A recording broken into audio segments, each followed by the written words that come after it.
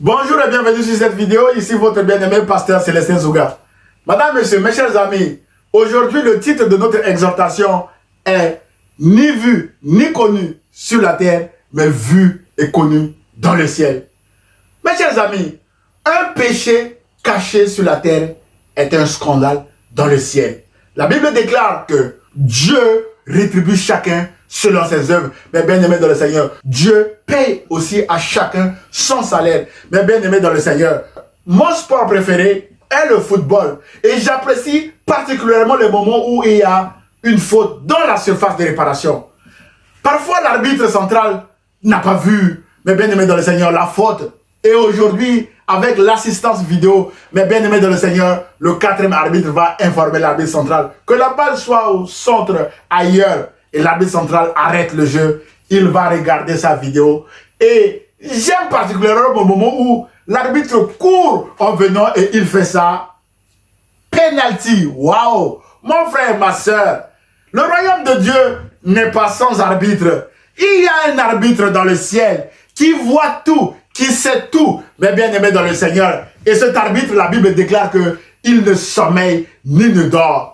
Mon frère, ma soeur, cet arbitre qui ne sommeille ni ne dort, il n'a pas besoin d'une caméra. Mais bien aimé dans le Seigneur, il voit tout en temps réel. Vivons une vie sans hypocrisie. Mes frères et sœurs, notre verset du jour est dans Luc au chapitre 12, verset 3. C'est une parole de Jésus aux pharisiens qui aimaient bien vivre dans l'hypocrisie. Mes frères et sœurs, à l'intérieur d'eux, ils sont autre chose et à l'extérieur, ils sont également autre chose.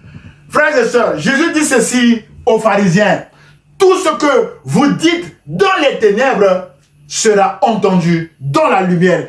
Et tout ce que vous dites à l'oreille dans les chambres sera prêché sur les toits. Mes bien-aimés dans le Seigneur. Et Jésus attire notre attention également qu'il est la lumière du monde et que celui qui marche avec Jésus doit marcher dans cette lumière. D'après Jean chapitre 8 verset 12, mes bien-aimés dans le Seigneur, celui qui marche avec Jésus ne marche pas dans les ténèbres, mais marche dans la lumière. Marchons dans la lumière avec Jésus de Nazareth, mes bien-aimés dans le Seigneur, eh bien, nous ne ferons pas les œuvres des ténèbres, nous ne participerons pas aux œuvres des ténèbres, mes bien-aimés dans le Seigneur.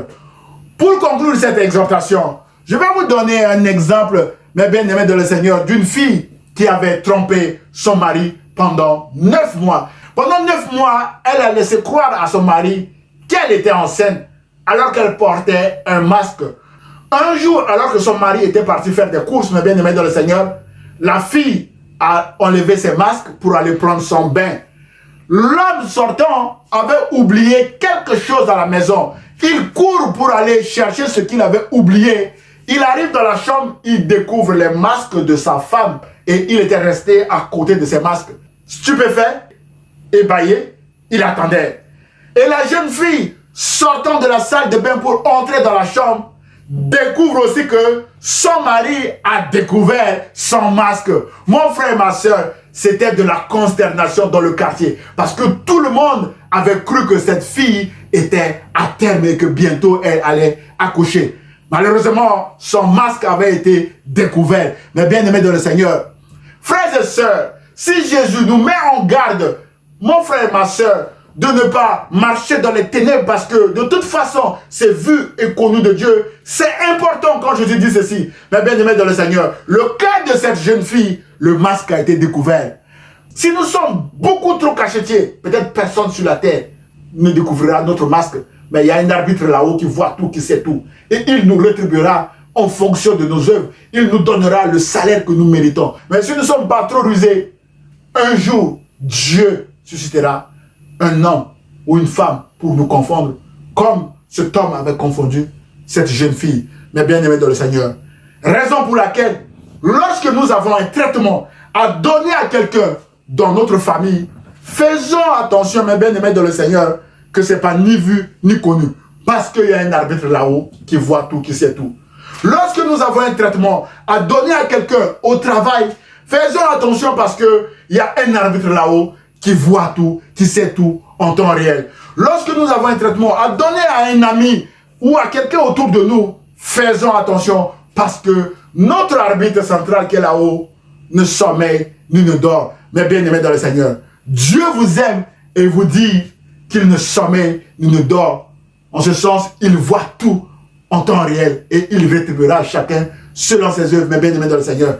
Jésus nous aime en nous disant qu'il est la lumière du monde. Celui qui marche avec lui ne marchera pas dans les ténèbres, mais marchera dans la lumière, mes bien-aimés dans le Seigneur. Et dans la lumière, nous éviterons de vivre l'hypocrisie des pharisiens.